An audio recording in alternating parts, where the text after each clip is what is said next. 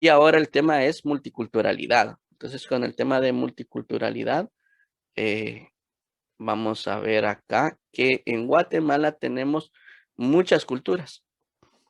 Tenemos muchas lenguas y tenemos muchos grupos étnicos. En Guatemala, Guatemala es mega diverso, lo vamos a ver también con diversidad biológica más adelante, que realmente Guatemala tiene una riqueza inimaginable. O sea, cuando uno se pone a ver toda la riqueza de Guatemala, se da cuenta que sí, realmente somos privilegiados y hay que dar gracias a Dios por haber nacido acá, ¿verdad? A veces uno dice, no, yo quiero, no quiero estar aquí, mejor que estuviera en otro país, en otra ciudad. Pero no, Guatemala tiene características especiales, interesantes. Eh, Tenemos una historia que no han habido momentos no muy agradables, ¿verdad? Pero igualmente todos los pueblos, Europa también pasó por el oscurantismo, pasó por otros movimientos históricos fuertes, y ahora ellos que ya pasaron por asuntos de violencia, ya nos están ahora nosotros queriendo minimizar estos procesos violentos que a veces tenemos en nuestra historia, ¿verdad? Aquí en Latinoamérica. Entonces, identidad cultural, tenemos el artículo 58 de la Constitución Política de la República que avala, que reconoce esta identidad cultural, ¿verdad? Entonces, y también tenemos un acuerdo internacional del convenio 169 de pueblos indígenas, que también ¿cómo se llama?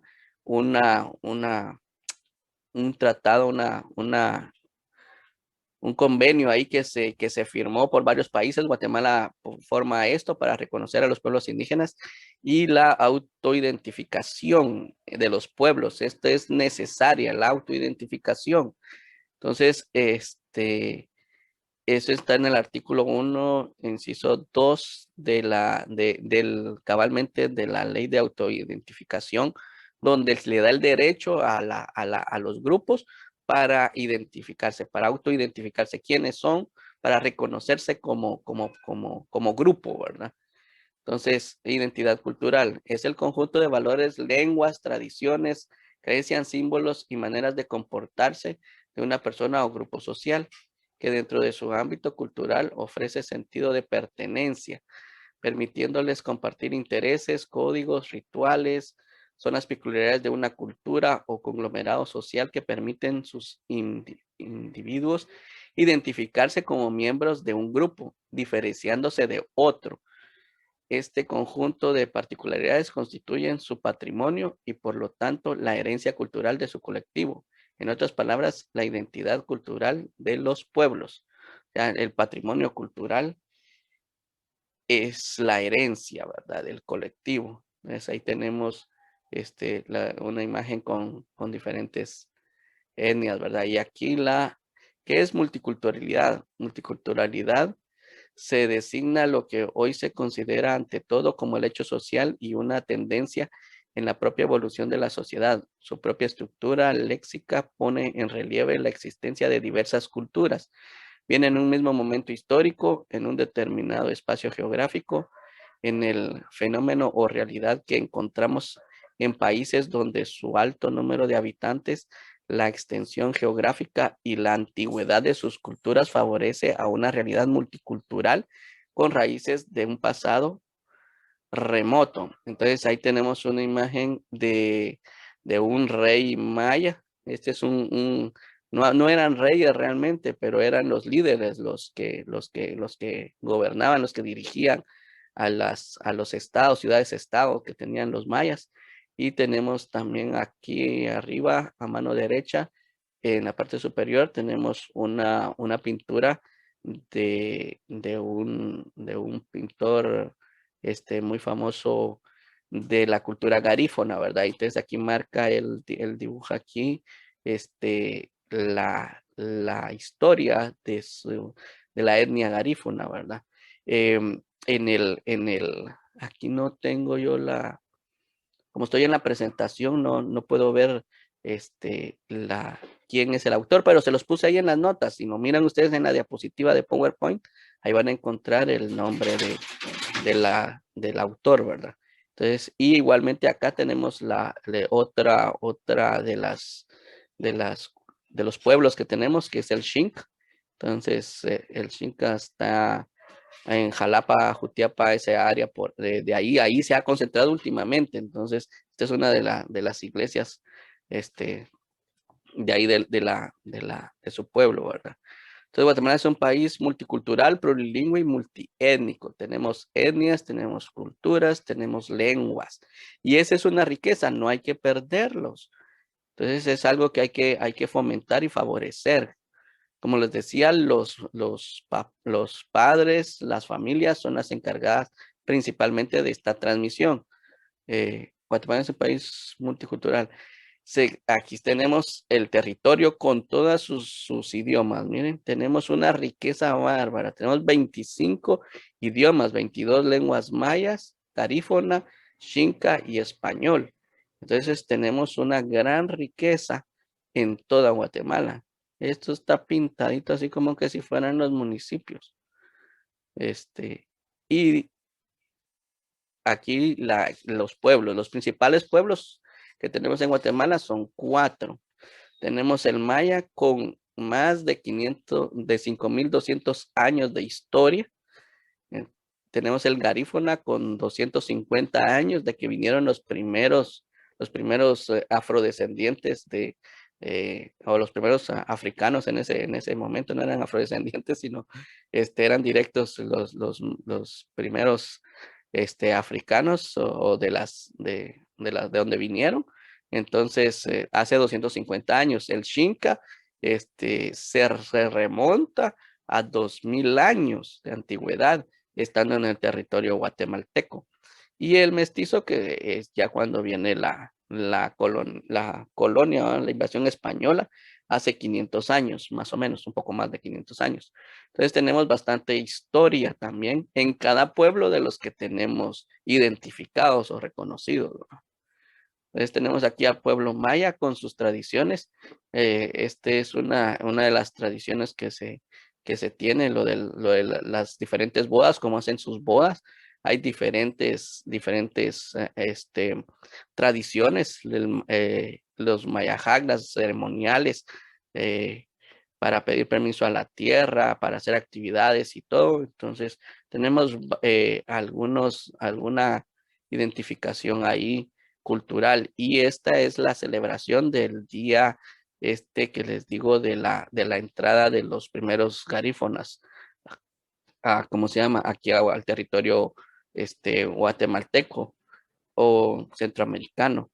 Em, entonces ellos celebran ese día, y ahí está el día de la celebración donde ellos vinieron por barcos, ¿verdad?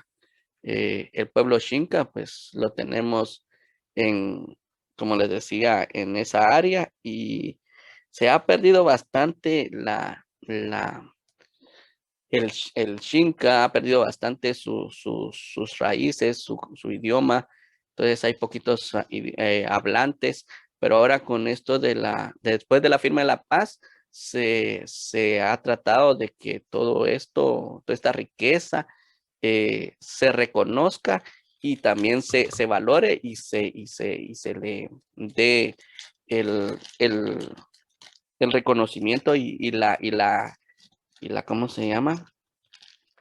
El redescubrimiento, porque hay cosas que se han estado documentando de las lenguas mayas también, que hemos perdido o se han perdido mucho se ha mezclado mucho con el español, y entonces ya se ha perdido las palabras originales, ¿verdad? Entonces, eso es. Y el pueblo mestizo, pues igualmente, ahí tenemos una de sus identificaciones, que es la mezcla de las comidas, ¿verdad? Entonces ya se ha mezclado ahí las tradiciones españolas, europeas, o de otros países con lo nativo de acá, ¿verdad? Los productos nativos. Entonces, es una de lo que identifica al pueblo mestizo. interculturalidad. ¿Qué es la interculturalidad? O sea, ya vimos la multiculturalidad, es tener muchas culturas. Tenemos ya muchas culturas, ya identificamos los pueblos principales y las culturas. Ahora la interculturalidad. Aquí tenemos que la interculturalidad es el reconocimiento de todas las formas de interacción armoniosa de los diferentes pueblos establecidos en los territorios. También debe plantearse desde el fortalecimiento de los puntos en común de las diferentes culturas representadas en un país. Entonces aquí tenemos una imagen que nos muestra que la interculturalidad es la integración. Busca la integración, busca ¿cómo se llama? Compartir, convivir mutuamente y no aislar, no exclusión, sino inclusión, ¿verdad? Entonces, eso es la interculturalidad en resumidas palabras, o sea, incluir. Entonces, si solo se reconociera la diversidad cultural de Guatemala, tendríamos un país fragmentado en 25 idiomas, cada uno de los cuales tiene diferentes formas de manifestarse en cada territorio. Es lo que les decía con la imagen anterior, ¿verdad? Entonces, es el quechí está acá, es de los más grandes que hay ahora en Guatemala, es el idioma más hablado. Entonces, y tenemos otros, cachiquel y todos. Estos abarcan varios territorios. Si solo reconociéramos la cultura, sería multicultural, sería solo reconocerlos en sus territorios. Pero la interculturalidad es la que nos da la convivencia entre los diferentes sectores. Igualmente, los pueblos, las etnias están mezcladas en toda Guatemala. Entonces aquí tenemos en el store, tenemos también, o bueno, en gente cachiquel, gente quiché, gente la gente quechí, también se ha ido a otros lugares, entonces hasta la parte de Belice, acá tenemos bastante gente en Belice, que ya solo habla inglés y quechí, ya no habla español los quechís de por acá, de Belice. Entonces, tenemos ahí una interacción, ¿verdad? Entonces, hacia eso es la interculturalidad, pero la interculturalidad, para que exista una verdadera interculturalidad, debe impulsarse la igualdad, perdón, la igualdad de posibilidades para que cada pueblo pueda desarrollarse en lo social, en lo ambiental, en lo económico, en lo políticamente, como armonía con armonía según sus tradiciones étnicas, religiosas y ideológicas. Entonces, hacia esto es hacia donde tenemos que ir. La participación no se da en forma igual, no se da en forma representativa. O sea, es un problema al respecto porque no, se quiere hacer esa inclusión, pero no se ha llegado. Entonces se está trabajando en esa inclusión, que todos los pueblos tengan, digamos, un representante o representantes por pueblos. Y a veces, pues, igualmente hay personas, digamos, dentro del mismo pueblo que no saben ni quiénes son las personas que lo representan. Nos acaba de pasar un problema aquí en el CODEDE con respecto a unos proyectos que la persona representante del pueblo, quechí, acá no apoyó al Estor. Entonces, hubo una confusión ahí. Y igualmente, eso pues ya lo tratamos ahí y tenemos pues que ver quiénes son nuestros representantes, ¿verdad? Y tratar de hacer esa interculturalidad real, una verdad existente y palpable. Pues ahora otro tema es los valores del conocimiento ancestral. Esto ya es con respecto al reconocimiento, a qué tiene cada persona o cada grupo cultural, cuáles son sus conocimientos. Los conocimientos se han venido generando de siglos atrás, de tiempo atrás, o sea, todo el conocimiento que cada grupo tiene de cómo hacer las cosas, ese es el conocimiento ancestral, o sea, las tradiciones que se tienen. Por ejemplo, algo que se ha estado perdiendo y que ahorita creo que ya lo volvimos a retomar, o por lo menos ya las personas ahí por decirles en el área de Morales, y el área acá para Petén, antes, por decirles, de conocimientos antiguos, ¿verdad? Las casas estaban elevadas, ¿ya? Sobre pilotes. Entonces se miraban las casitas con zancos, ¿ya? Ahora no, ahora se han bajado, pero ahora con el cambio climático, con la problemática ambiental que hemos tenido de las tormentas y todo, entonces se han dado cuenta que eso de los antiguos era lo mejor, ¿verdad? Entonces ya ojalá que ya se vuelva otra vez a retomar ese asunto. No, no he ido por esas áreas de ahorita en este año. No sé si hay nuevas construcciones y cómo las están haciendo, pero por lo menos ya se tomó conciencia de que el conocimiento ancestral, el conocimiento antiguo, el conocimiento de nuestros abuelos, eso es lo mejor, ¿verdad? Para el área en la que estamos viviendo. Ellos ya tuvieron la experiencia y por algo lo estaban haciendo de la manera que estaban haciendo las cosas, ¿verdad? Pero luego la mezcla de las culturas, la mezcla de todo esto y la falta de también de transmisión, como decíamos al principio, de transmisión de las familias, entonces eso afecta, ¿ya? Afecta para que no se continúe con ese conocimiento. Entonces el conocimiento de las tradiciones se refiere al conocimiento de de las propiedades, formas de uso, los beneficios del recurso biológico, así como las prácticas de las comunidades indígenas locales relacionadas con los mismos. Entonces, aquí está cómo usaban los recursos.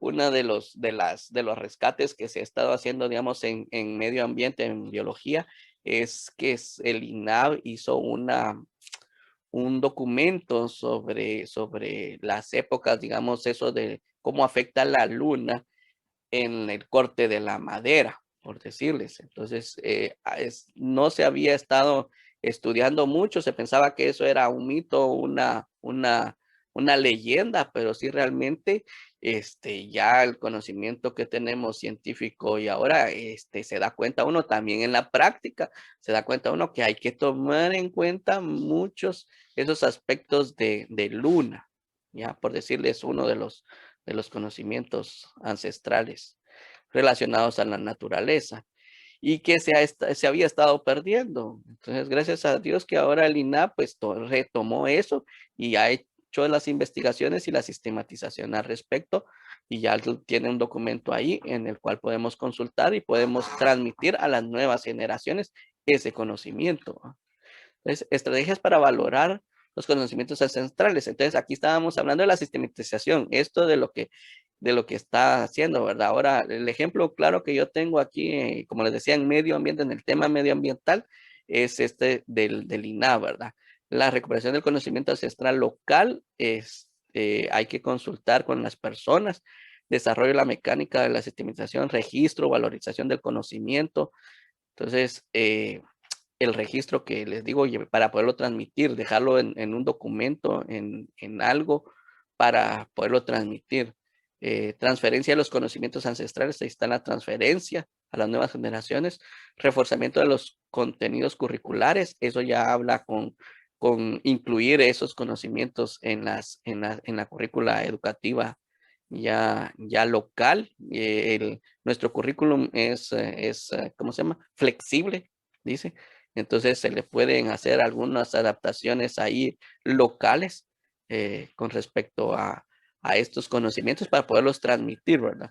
Es capacitación en las formas de uso de los conocimientos ancestrales, de las capacitaciones que se deben de dar, ¿verdad? Entonces, la alimentación saludable. Aquí tenemos, ¿ustedes qué creen de estas? ¿Cuál sería la alimentación saludable y cuál sería lo mejor para comer? A veces hemos pensado que, que la gente de la aldea o de la gente del área rural no está tan bien alimentada o no es tan sana. Y realmente a veces los enfermos somos los de la ciudad o de las áreas urbanas, porque el cereal, el cornflakes, eso desnutre realmente. Si solo eso se come, estamos mal, hay desnutrición. Entonces, y la gente del área rural, en cierto sentido, tiene el potencial para alimentarse. Lo que pasa es que a veces tampoco tiene ¿cómo se llama? no da la alimentación, o sea, no consumen lo bueno que tienen ahí. Ese es uno de los problemas, por eso es que se da también la desnutrición, no porque no lo tengan, sino porque no lo consumen a veces. Entonces tenemos plantas naturales muy saludables, muy beneficiosas, que ahí las están en los cercos y no se consumen, ¿no? Están en los árboles y no se consumen. Y ahí está el nutriente y ahí está el alimento y no lo consumimos, ¿ya? Entonces tenemos el agua pura también y no café, agua pura no. Entonces, cuestiones de ese tipo, ¿verdad? Entonces, a veces sí es una mala orientación, pero en el área rural está lo mejor, ¿ya? Ya en la ciudad ya llega todo empacado, todo con químicos, con preservantes, que esos al final son dañinos. Es ambiente desde el pensamiento de los pueblos indígenas, la cosmovisión. Vamos a ver el horario.